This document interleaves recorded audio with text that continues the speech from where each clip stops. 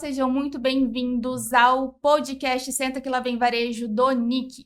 No NIC, nós convidamos empresários de destaque de Maringá e região para bater um bate-papo reto sobre o que está funcionando no varejo.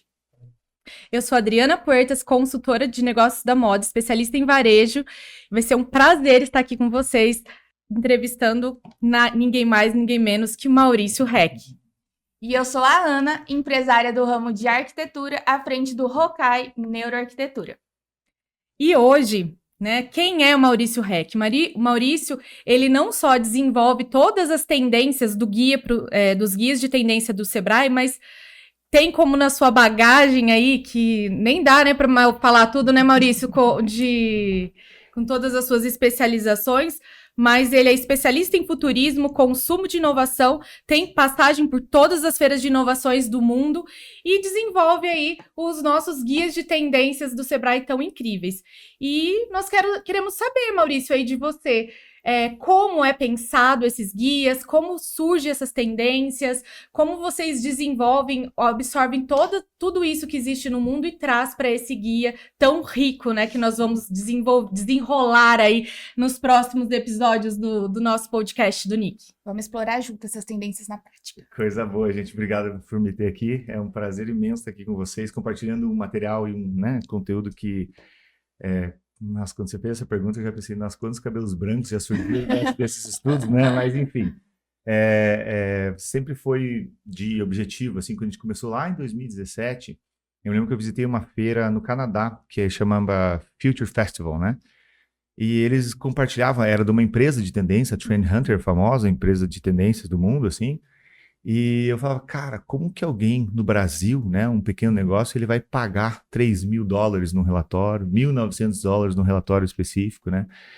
Muito caro. Então, eu falei, cara, como que a gente democratiza o acesso a esse tipo de informação para o maior número de pessoas possível? E o Sebrae, é um grande canhão, assim, então a gente levou esse projeto para dentro.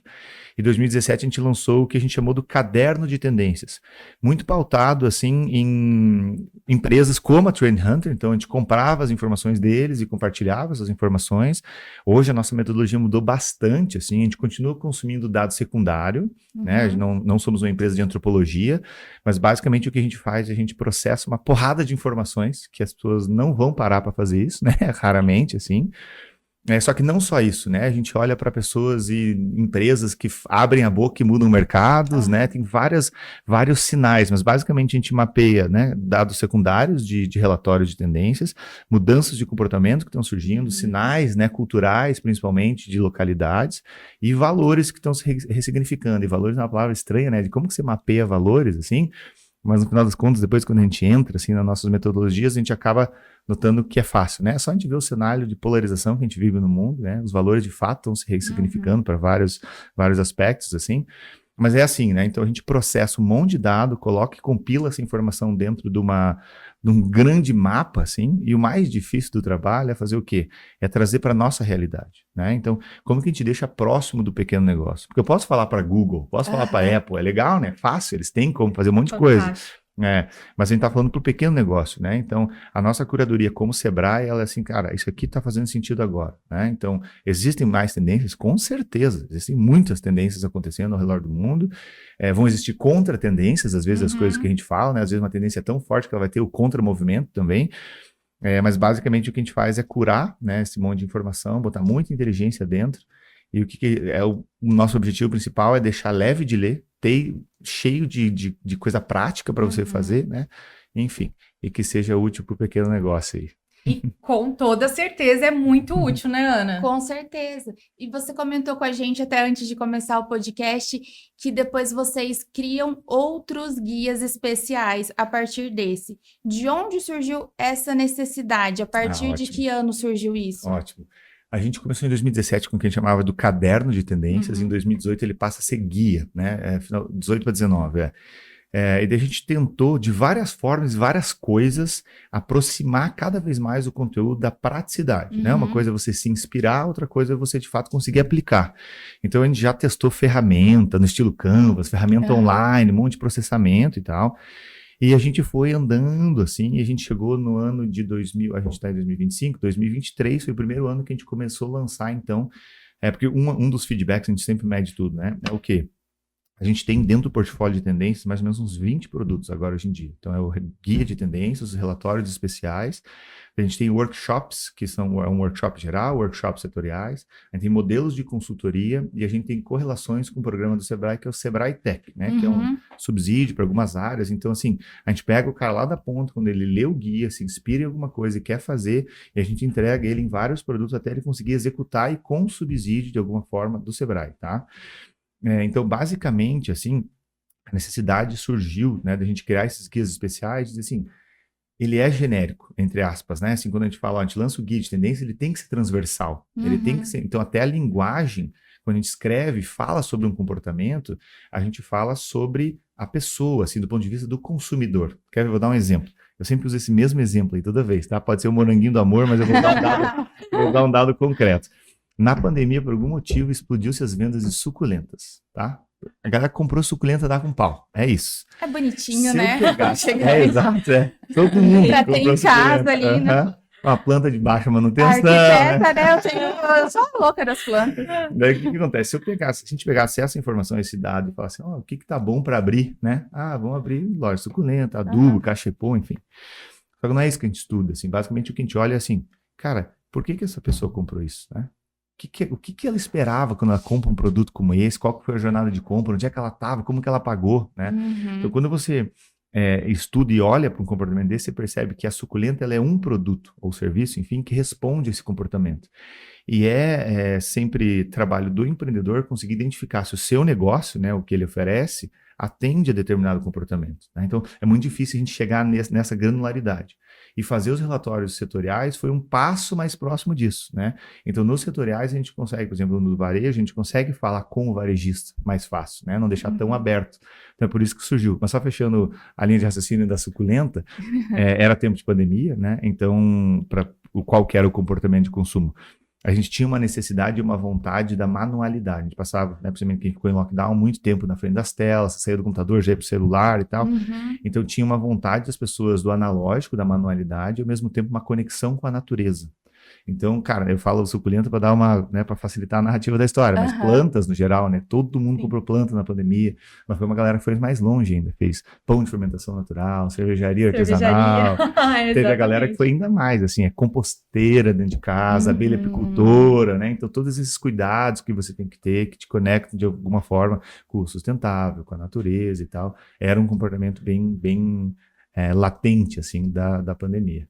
E isso você acha que foi um grande marco? Algo que mudou a forma como tudo era feito? Ela deu muito mais trabalho pra gente, assim, mas eu acho que ele é bem satisfatório do ponto de vista da entrega da informação nossa, assim, tá? Então, quando a gente coloca um guia de tendências, por exemplo, na rua, a gente está agora, né, em Semana de Feira do Empreendedor aqui em Maringá, é muito fácil a gente colocar na mão das pessoas, né, entregar, o pessoal gosta, e até a gente voltou, porque teve um tempo que a gente não imprimia o guia. A gente voltou a imprimir justamente porque é uma da tendência, né? do papel, da manualidade, né? De sentir as coisas. Então, a gente voltou a imprimir. Então, é fácil colocar na mão, né? E quando a gente fala do digital, ele é um conteúdo longo, né? Para você ler no PDF e tal. Então, bem menos pessoas acessam aquilo. Então, a gente tinha uma necessidade de diminuir o conteúdo e, ao mesmo tempo, aprofundar. Então, esse foi um dos caminhos que a gente encontrou, né? E daí, enfim. Fantástico. Gente, e que caminho fantástico e muito mais fluido. Eu me lembro, vamos entrar aqui na nossa primeira tendência falando sobre o escapismo nostálgico, e já vou eu aqui na minha nostalgia. Em 2012, eu era facilitadora de aprendizagem de um programa do Sebrae, o Aprendendo a Empreender, varejo, o loja. Naquela época, era uma apostila, e como era mais difícil passar isso ali para o micro e pequeno empresário, né? Eu vi o guia como sendo algo, assim, fantástico, porque agora levar essa informação é algo muito mais fácil de colocar na prática, né? E eu acho que a gente já começa aí, né? A primeira tendência, nós vamos trazer 4 macro tendências agora nesse episódio. E falando do escapismo nostálgico, você já dá aí, né, Maurício, uma brecha pra gente falando, né, da reimpressão, da volta, né? Isso. Porque enquadra exatamente dentro dessa tendência, né? De se reconectar, né? De voltar. E diz assim pra gente, como que na prática a gente pode, o pequeno empresário pode trazer essa questão da nostalgia sem dar aquele ar de ultrapassado? Muito boa pergunta. Gente, essa tendência, até o nome, assim, nossa, acho que uma das coisas mais difíceis é escolher nome de tendências. Porque ela imaginar. tem que resumir um negócio assim, não pode dar outra ideia e tal, e não pode ser complicado, né? Mas vocês são muito bons nisso, tá? Obrigado, que bom. Nossa, a gente se esforça muito. O escapismo nostálgico, ele vem até para falar de um cenário, né? De onde que surge essa questão? A gente vê, e não sei, né? Acho que quem usa a internet aí vê que a gente tá numa onda de nostalgia, assim, não é nem uma onda, é uma tsunami, assim, tá? Tsunami. E de todo mundo postando coisa e volta, e não tem lá agora, né? Tem na internet aí um Blow Records, que é inteligência artificial fazendo música, pegando funk, jogando lá nos anos 90. Então a gente vê toda essa nostalgia acontecendo o tempo inteiro. Sim. Mas é bom a gente entender o porquê que a gente está chegando nisso, né? Então o escapismo, ele fala um pouco sobre isso. A gente vive o que a WGSN, que é uma das maiores empresas publicadoras de tendências, fala que é a era da policrise. É uma era onde vive crises simultâneas acontecendo, então é fácil de notar, né? Crises políticas, crises econômicas, crises migratórias a gente acabou de sair de uma crise sanitária, tem guerra acontecendo enquanto a gente está conversando aqui, né? E a gente vive diariamente a crise da informação e da verdade, né? Enfim, o que Steve Tetsit já falava lá na década de 90, ele cunhou o termo da era da pós-verdade, é uma era que a gente vive com muita intensidade agora, que as pessoas, enfim, costumam simplificar para a era das fake news. Eu costumo dizer que a era da pós-verdade, ela é uma era onde narrativas, elas fazem mais sentido do que a própria verdade ou os fatos. Depois a gente pode falar um pouquinho sobre isso. Então a gente vive nesse contexto, né, de era de policrise, onde tudo está estressante, números alarmantes de doenças, de tudo, né, isolamento, depressão. Brasil é o segundo país no mundo com mais casos de burnout de trabalho. Então, só de falar já dá uma canseira. E é isso, né? O escapismo é isso. A gente busca o tempo inteiro, né, formas de escapar desse caos em que a gente vive. E a nostalgia é uma das formas, assim, né? Que a gente busca quando o mundo está muito carregado, muito fechado, a gente busca conforto, e um dos confortos é o passado. Vai ter outra tendência que a gente vai falar aí também, que é a da diversão e da brincadeira, que também funciona assim, sabe? A gente não trouxe para a questão do escapismo, assim, mas o contexto em que a gente vive é esse, né? E elas se conectam, na verdade, Sim, todas sim, entre claro, elas, né? claro. Não é, eu vou aplicar essa tendência ou essa. Você faz um compilado e consegue introduzir tudo isso dentro de uma experiência para o nosso cliente, né? Onde a gente Exatamente. consegue aí aumentar e ter um diferencial no mercado, né, Maurício? É uma boa fala sua, que eu lembrei de um case o Mais SBT, que é o streaming da SBT, que eles lançaram logo após que o Silvio faleceu. Ele é um exemplo muito bom disso, da mistura do escapismo nostálgico com o poder da diversão. As campanhas deles, fora o jingle tipo o Tudum do Netflix, ele já é Silvio Santos, vem aí, né? As propagandas são baseadas nas coisas lá da antiga, né? A Uba, Uba, Uba, e. Então é uma nostalgia carregada de diversão. Então é muito legal. Então a questão nostálgica mesmo do escapismo, ele até, eu diria assim, quando a gente colocou, eu falei, a gente tem que tomar cuidado, porque será que essa onda já não vai vir passada uma vez, assim, sabe? Mas ela tem esse cerne de conforto, que é diferente do modismo, né? Então, tá aí tem bastante campo aí pra galera trabalhar na nostalgia. Bom, né, já pegando esse gancho aí do que tem muita coisa pra galera trabalhar nisso, você consegue trazer alguma ideia, algum case de empresas e microempresas que estão aplicando isso na prática, Maurício, pra gente aí? Cara, assim, o que eu vejo mais, assim, que a gente mapeou, principalmente porque a gente faz alguns levantamentos, né, de quem está utilizando o guia, o que eles estão fazendo, o que mais vem sendo aplicado de uma forma super fácil e simples é playlist de loja. Música, Spotify, entendeu? Você traz a pessoa para uma era em que ela não lembrava mais, entendeu? Então você tem todas as...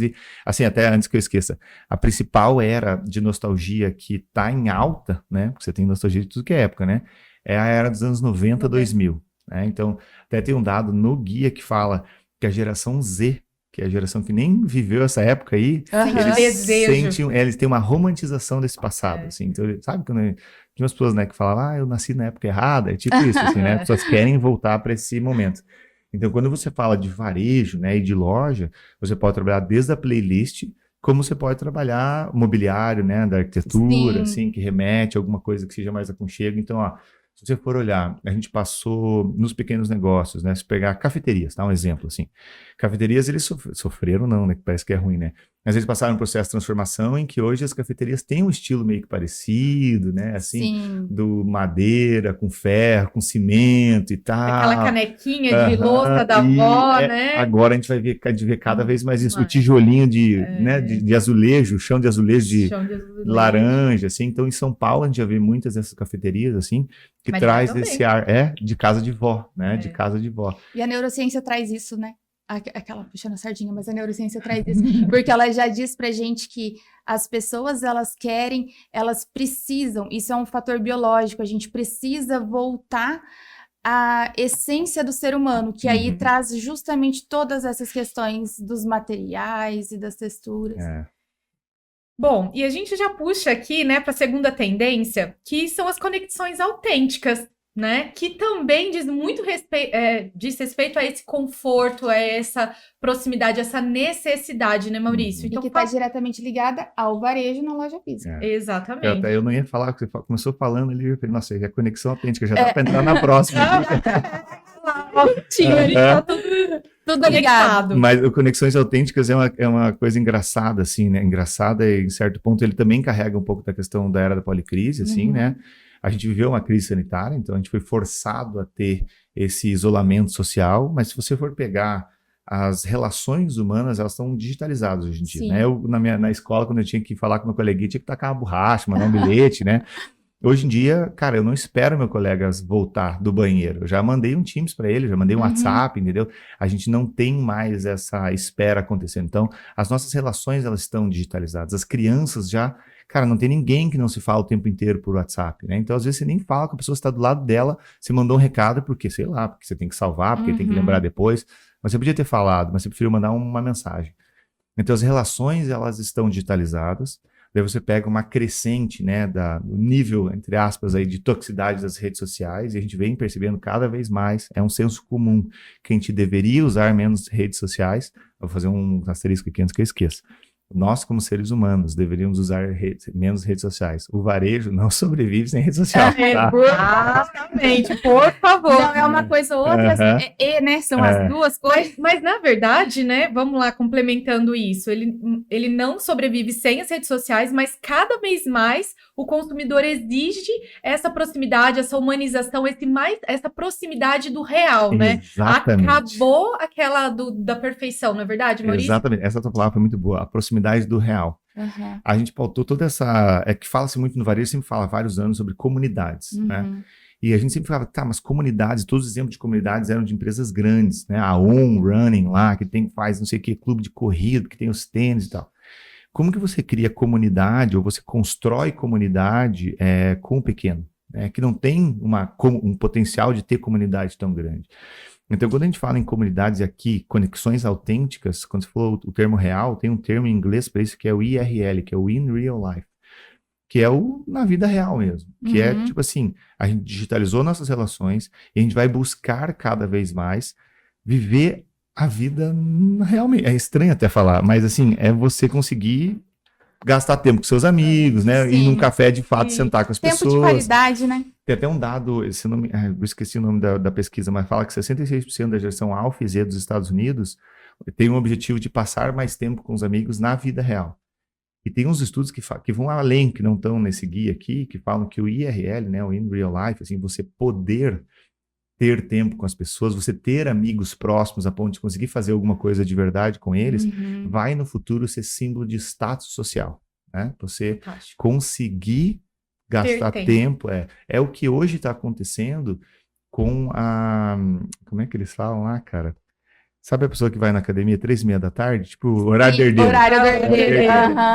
Então, tipo assim, isso é uma questão que acontece, que a gente vem mapeando, né? Não está nesse guia, mas o que acontece? Quando a gente olha para o mercado de luxo, principalmente da moda, ele se aproximou muito da pessoa que não era o público de luxo, né? Então você vê assim, só aquela questão da Ralph Lauren ter cafeteria. Sim. Então aquilo tudo é uma pincelada de tipo assim, para dizer para você, Maurício, pobre, que você consegue ter uma experiência da minha marca aqui. Então todas elas foram se aproximando de públicos que eles não se aproximavam e consequentemente pessoas passaram a consumir mais aquelas marcas.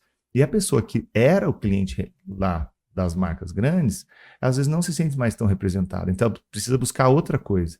E hoje em dia a gente vê que grande parte dessas pessoas, aliado muito à busca pelo bem-estar, alia esse poder de poder fazer academia, enfim, tratar e cuidar do seu bem-estar em horários que são horário do CLT, como um símbolo de status Sim. também, né? Então, a questão da busca pelo luxo, ela está muito nisso. Mas, enfim, vamos falar de conexões autênticas. Quando a gente fala dessas conexões, a gente está falando justamente, assim, dessa vontade que nós, seres humanos, temos pelo presencial. Né? Agora eu vou trazer para o varejo, né? Era engraçado, porque a gente vai no NRF há muitos anos, e falava-se muito, falou-se, faz alguns anos que falava sobre o fim da loja física, né? Esse ano a gente está falando sobre A volta, falaram muito sobre a volta, a gente chamou de valor ali, já a gente fala sobre isso. Mas então, assim, para o presencial, para a pessoa, a gente pega muitos dados, assim, ó, EAD, pandemia, lógico, né, subiu muito.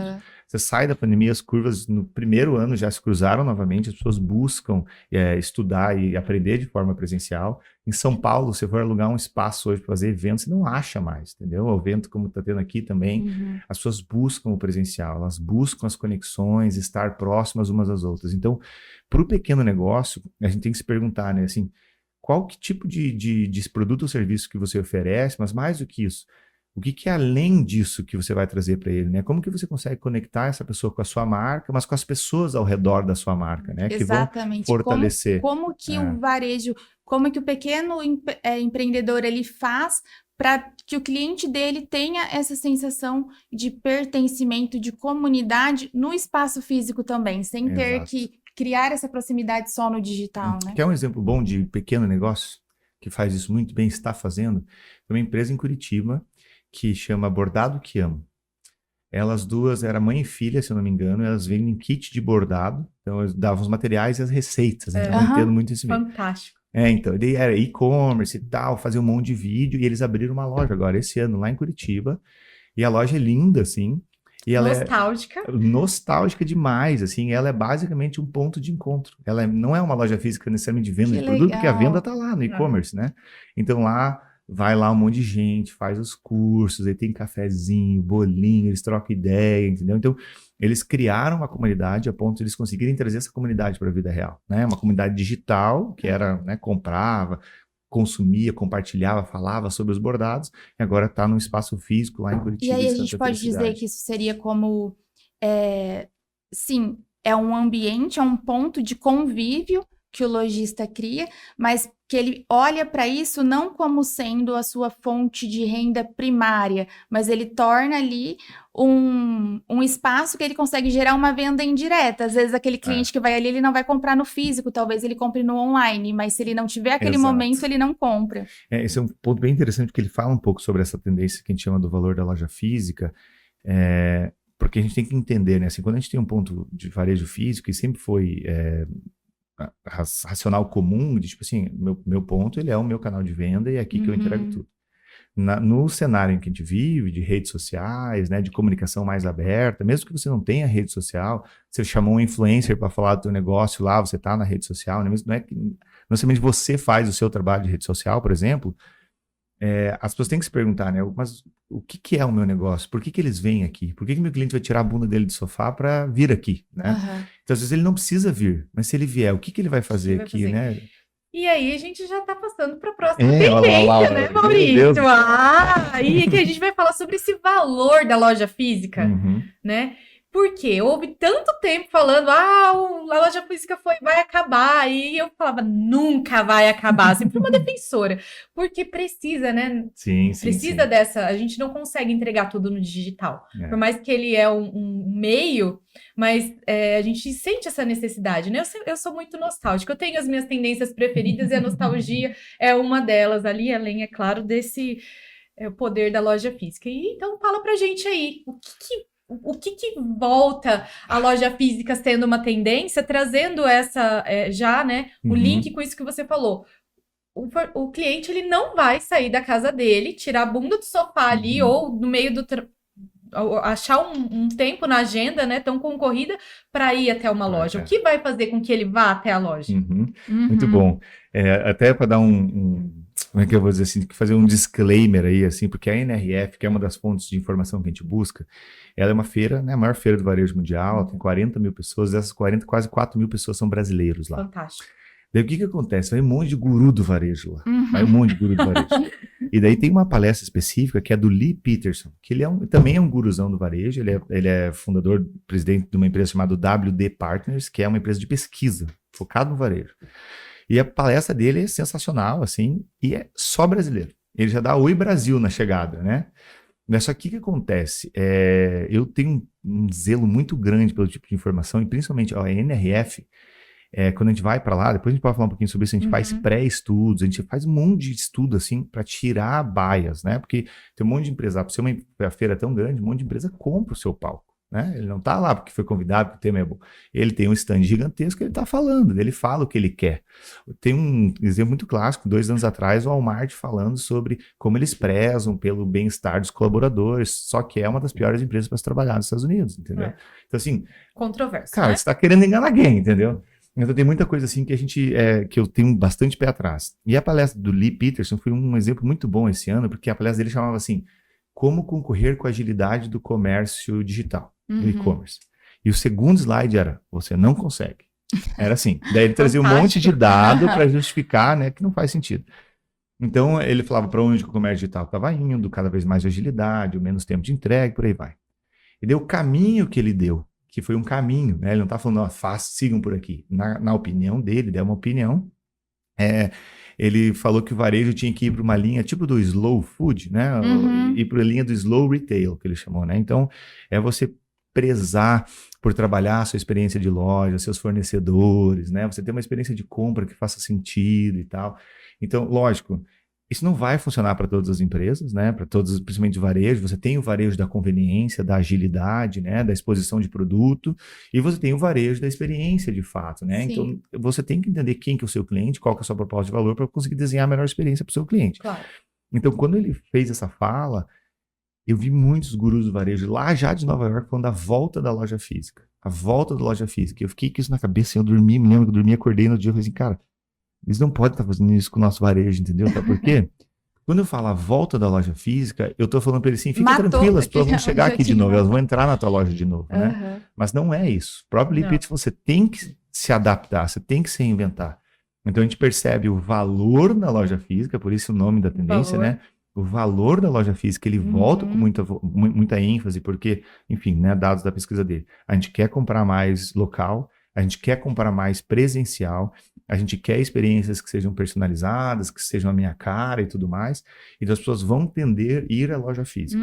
Mas não é só isso, né? Então, tem muita loja física. Por que eu vou na sua? Né? Então, você tem que se mexer. Por isso que a gente puxou para o valor da loja física, tá? Então, me dava calafrio quando saía a notícia falando da volta da loja física. Calma, galera, calma, entendeu? E aí já fazendo... E só volta quem foi, né? Exato. E aí, já fazendo um gancho para a quarta tendência, que fala justamente dessa personalização, que você já falou, né? Como criar essas experiências personalizadas para trazer a pessoa para a loja física. Cara, isso é muito bom, porque assim, ó, a personalização, até o nome da tendência tá, esqueci agora. Pensando a personalização. Pensando a personalização, porque na NRF, no guia do ano passado que a gente fez, tava hiperpersonalização. E qual que é a diferença de personalização para hiperpersonalização? A personalização é como a gente conhece, experiências customizadas, jornadas, enfim, eu vou no restaurante, o cara corta 3 rodelas de limão porque eu prefiro e tal. Então, geralmente teve ligado ao varejo físico, né? E sempre foi benefício do varejo físico presencial você conseguir personalizar a experiência, atendimento, né? E o varejo digital, ele nunca conseguiu oferecer isso, porque é um canhão, é uma massificada, você tem um site, você não, né? Lógico que você sabe quem é, mais ou menos pelo cookie e tal, beleza. Daí o que acontece? Com a inteligência artificial generativa, a gente consegue agora ter jornadas que pareçam ser desenhadas para mim. Então, por isso que o conceito de hiperpersonalização vem da personalização massificada. É o potencial, principalmente do varejo digital, de massificar a experiência personalizada. E daí a gente lançou isso ano passado. Todo mundo estava falando disso em NRF, tudo. Não era só IA no geral, mas a personalização da jornada com IA. E o termo hiperpersonalização, é um termo cunhado para isso. E esse ano, a personalização voltou para falar de personalização como personalização real, física. Depois tem uma tendência que vai falar sobre a IA ali, que a IA perde, né, protagonismo ai, que legal, olha isso aqui que eu fiz, né?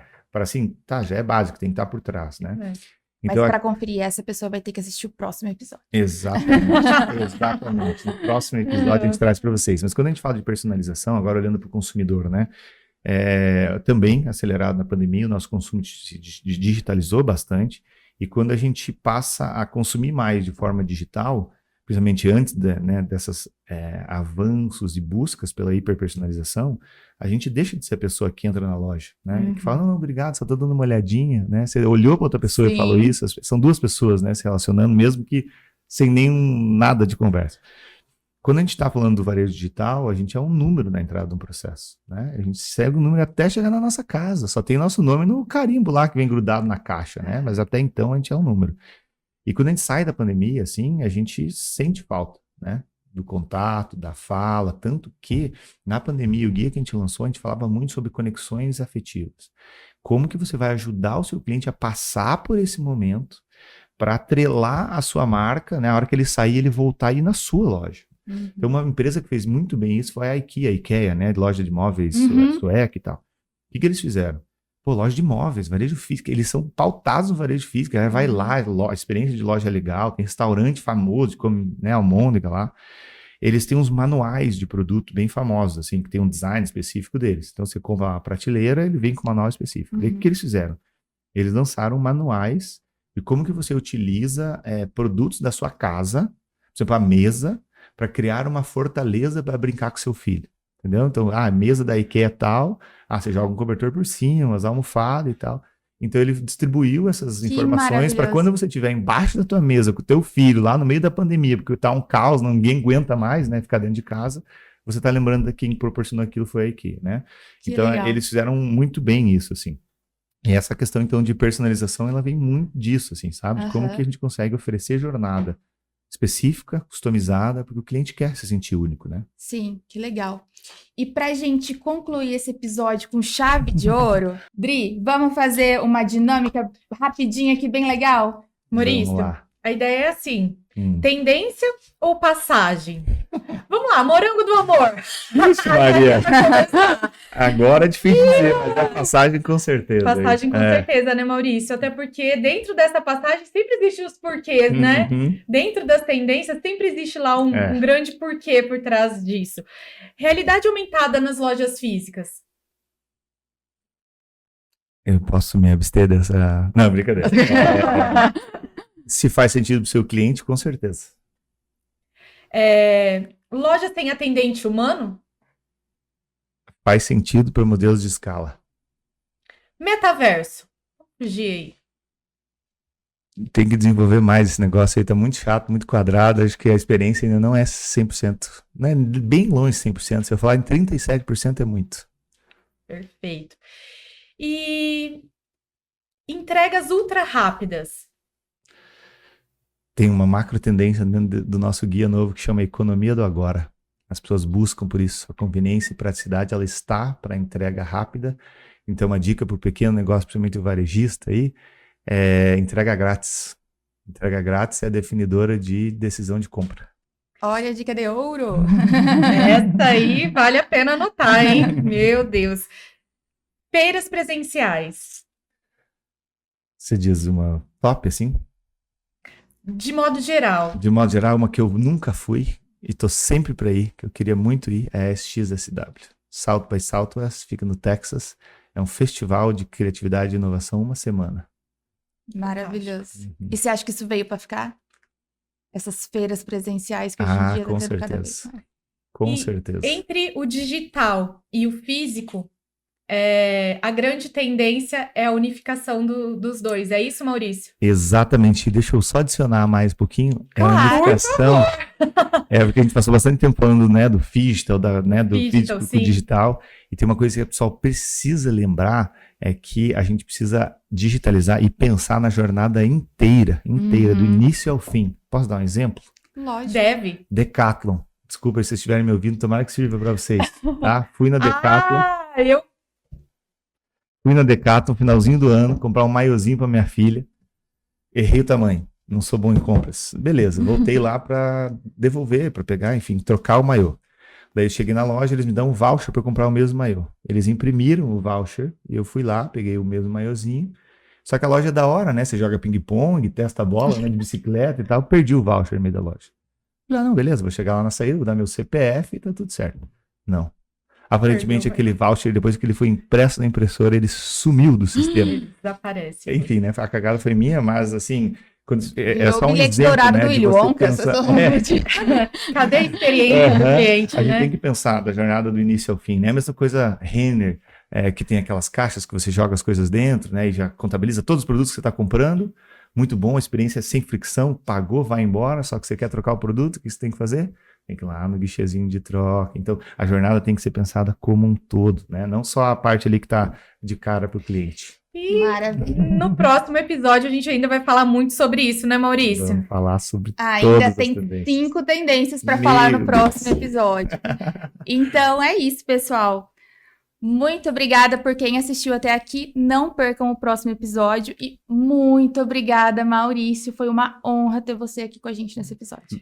Obrigada, Maurício, e até o próximo episódio. Você Valeu, volta. gente. Já já estamos juntos novamente. Não perca o próximo episódio.